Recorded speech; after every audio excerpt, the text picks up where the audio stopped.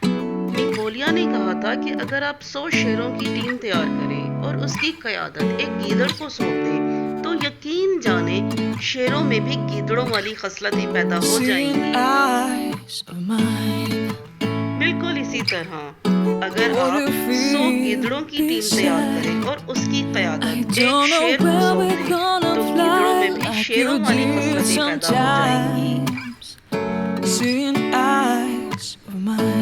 اگر عوام کو صرف 2 وقت کی روٹی میں الجھا دیا جائے تو وہ کبھی بھی تمہاری طاقت، جوئی اور قیادت پر سوار نہیں کریں گے۔ اگر وہ لوگ اپنی رحمت اور قرض کے پیچھے ڈھونڈتے رہے تو عوام جب اپنا حکومتی نظام بدلنے کی کوشش کریں گے ان کے دماغ میں انقلاب کی گنجائش ہی نہیں چھوڑنی کہ انہیں اتنا مصروف کر دو کہ